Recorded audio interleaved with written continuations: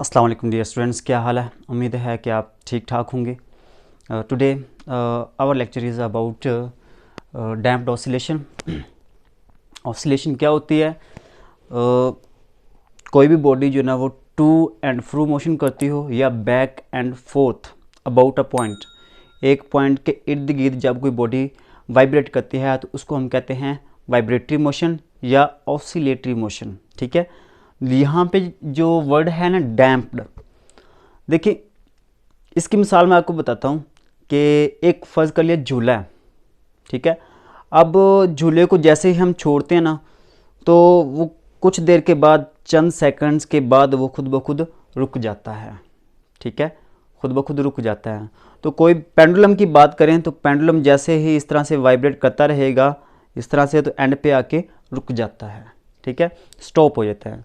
तो इसी को हम कहते हैं डैम्प्ड होना, कि बॉडी जो ना वो वाइब्रेट कर रही है लेकिन कुछ टाइम के बाद बॉडी स्टॉप हो जाती है, रुक जाती है, तो इसको हम कहते हैं डैम्प्ड। यहाँ पे बात हो रही है ऑसिलेशन की, तो बॉडी जो ना वो वाइब्रेशन में होगी। ठीक है, बॉडी वाइब्रेट कर रही होगी तो चंद सेकंड्स बाद, ठीक है, कुछ वक्त के बाद वो ऑसिलेशन स्टॉप हो जाएगी, रुक जाएगी, तो उसको हम कहते हैं डैम्प्ड ऑसिलेशन। ठीक है, वो क्यों रुकेगी ये इंपॉर्टेंट क्वेश्चन है। उसकी रीज़न ये है कि वहाँ पे एक रेजिस्टिव फोर्स है।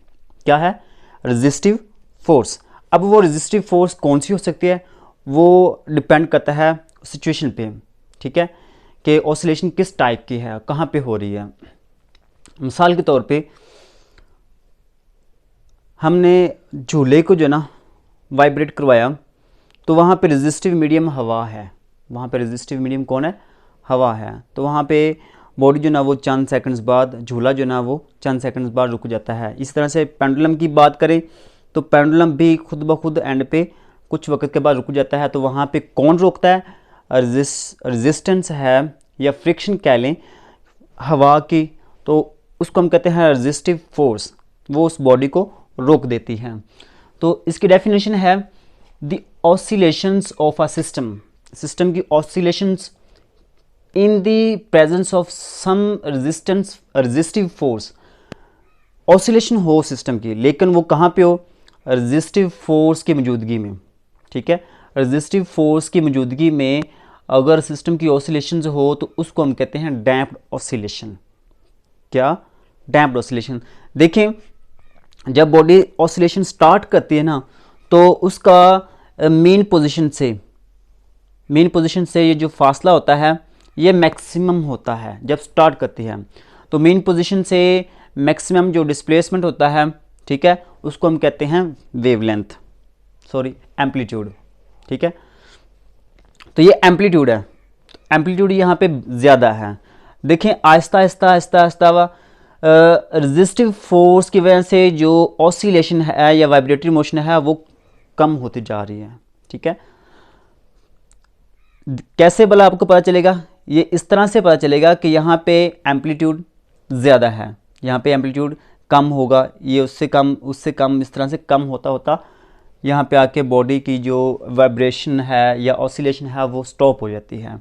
ठीक है, इस तरह की जो ऑसिलेशन है उसको हम कहते हैं डैम्प्ड ऑसिलेशन, जिसमें एम्पलीट्यूड जो ना वो, ठीक है, कम होता जाता है। अब इसकी एग्जाम्पल की बात करें, एप्लीकेशन की बात करें तो बेहतरीन एप्लीकेशन है शॉक एब्जॉर्बर।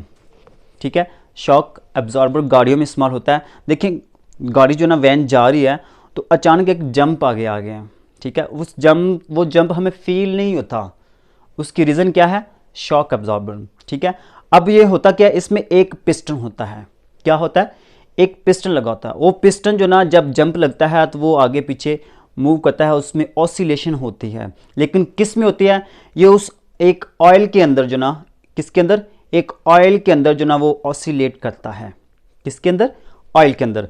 ठीक है, तो वो ऑयल के अंदर इस तरह से ऑसिलेट करेगा तो ज़ाहिर सी बात है जब वो ऑयल में ऑसिलेट करेगा तो वहाँ पे हीट पैदा होगी। क्या पैदा होगी?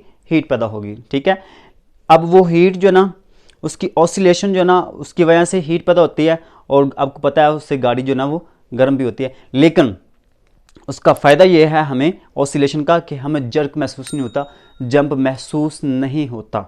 ठीक है, जो गाड़ी का आगे जंप जो लगता है गाड़ी का, तो वो हमें बिल्कुल भी महसूस नहीं होता। उसकी रीज़न यही है शॉक एब्जॉर्बर और डैम्प्ड ऑसिलेशन। ठीक है, कि आहिस्ता आहिस्ता वो पहले तो अचानक एकदम जंप की वजह से ज़्यादा ऑसिलेशन होती है, लेकिन चंद सेकंड बाद वो कम होती जाती है और ख़त्म हो जाती है। ठीक है, अब बात करें नेक्स्ट टॉपिक की, वेव मोशन। ठीक है, अब वेव क्या चीज़ है?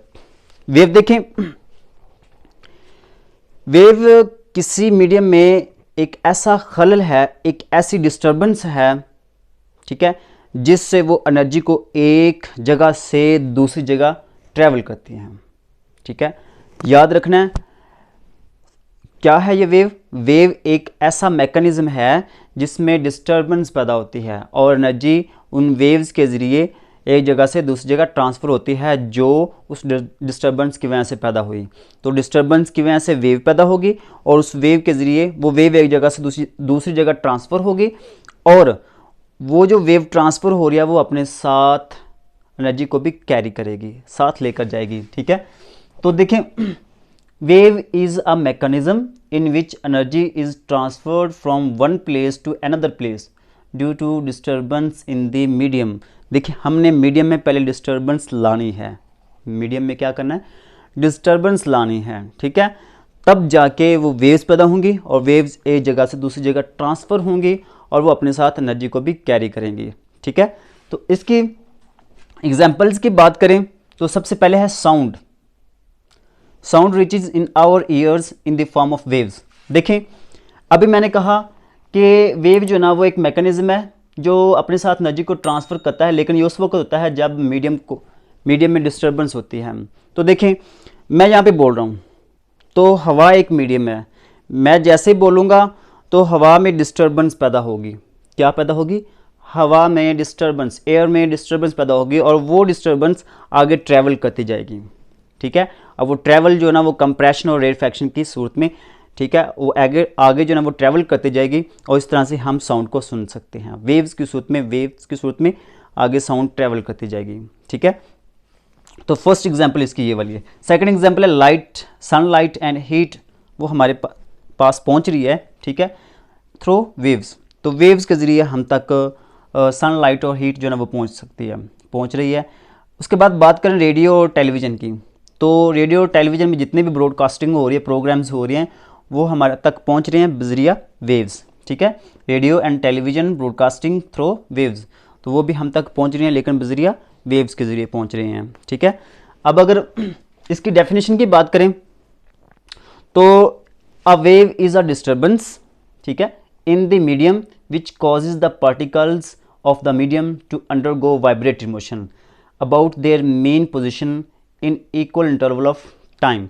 देखिए, हमने क्या करना है, हमने डिस्टर्बेंस लानी है मीडियम में। फर्ज का लिया एक तालाब है, पुल है, तो उसमें हम पत्थर फेंक देते हैं।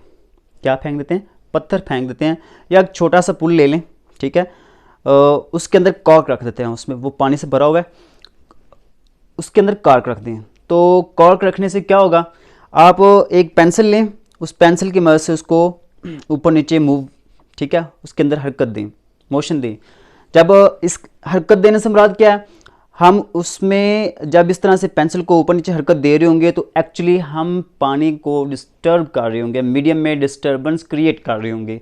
ठीक है, अब जैसे ही हम पेंसिल की नोक से हम इस तरह से उसमें पानी को में डिस्टर्बेंस पैदा करेंगे तो उस जगह से जहाँ पे हम पेंसिल की मदद से उसको डिस्टर्बेंस पैदा कर रहे हैं, तो वहाँ से वेव्स पैदा होंगी टूवर्ड्स अवे। ठीक है, बाहर की तरफ से वेव्स पैदा होंगी, बाहर की तरफ मूव करती जाएंगी। अब होगा क्या, वो जो वेव्स मूव कर रही हैं तो क्या होगा, वो जो कॉर्क है जो वेव के रास्ते में पड़ा हुआ है वो भी अपवर्ड डाउनवर्ड मूव वाइब्रेट करना शुरू कर देगा। ठीक है, अब जब वो वाइब्रेशन करेगा तो ज़ाहिर सी बात है किसी को अपवर्ड और डाउनवर्ड करने के लिए हमें एनर्जी की ज़रूरत पड़ती है। किसकी ज़रूरत पड़ती है?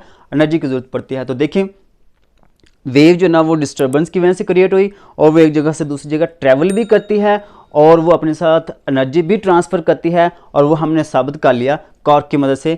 कॉर्क जो ना वो वेव्स जो ना वो कॉर्क को अपवर्ड एंड डाउनवर्ड मूव करती हैं। ठीक है, तो इसकी कैटेगरीज की बात करें, वेव्स की दो कैटेगरीज हैं।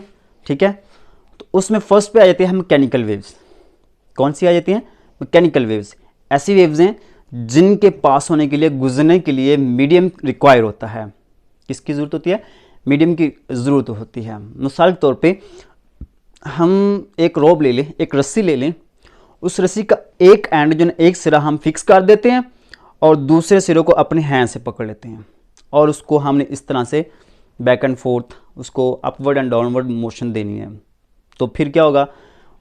मीडियम के जो ज़र्रात हैं, पार्टिकल्स हैं, वो मेन पोजीशन से, देखिए मैंने इसे इस तरह से रस्सी को पकड़ा, वो उसकी मेन पोजीशन है। जब मैंने बैक एंड फोर्थ मतलब उसमें वाइब्रेटरी मोशन, ऑसिलेटरी मोशन पैदा की, तो उसके कुछ पार्टिकल्स मेन पोजीशन से अपवर्ड होंगे, कुछ पार्टिकल्स डाउनवर्ड होंगे। अब वो जो अपवर्ड होगा उसको हम कहते हैं क्रस्ट और नीचे वाले जो पोर्शन होता है उसको हम कहते हैं ट्रफ। ठीक है, तो वो रोब में, रस्सी में वेव्स पैदा होंगी, वो एक जगह से दूसरी जगह ट्रांसफ़र होंगी। ठीक है, और उसमें जो अपवर्ड पार्टिकल होंगे उसको हम कहेंगे क्रस्ट और नीचे वाला जो पोर्शन होगा वेव का उसको हम कहते हैं ट्रफ। तो मैकेनिकल वेव्स हैं the types of waves which require a medium for their production and propagation are called mechanical waves. तो ये ऐसी वेव्स हैं जिनके गुजरने के लिए या जिनके प्रोडक्शन के लिए हमें मीडियम रिक्वायर होता है। फॉर एग्जांपल वाटर वेव्स हैं एंड साउंड वेव्स हैं। ठीक है, अगर वाटर में हमने इसको प्रोड्यूस करना है तो हमें पहले उसमें डिस्टर्बेंस पैदा, पानी होगा, वाटर होगा, तब भी हमें हमारे पास ये प्रोड्यूस होंगी। तो पहले हमारे पास मीडियम होना ज़रूरी है, दूसरे नंबर पे हमें उसमें डिस्टर्बेंस क्रिएट करना होगी। साउंड वेव्स भी उसके हवाले से भी हमने पहले डिस्कस कर लिया है। उसके बाद बात करें इलेक्ट्रोमैग्नेटिक वेव्स। ठीक है, दूसरी टाइप है। तो इलेक्ट्रोमैग्नेटिक वेव्स ऐसी वेव्स हैं जिनके पास होने के लिए जिनके मीडियम की ज़रूरत नहीं होती है। तो ये ऐसी वेव्स हैं जिनके पास होने के लिए, जिनके गुजरने के लिए हमें मीडियम रिक्वायर नहीं होता।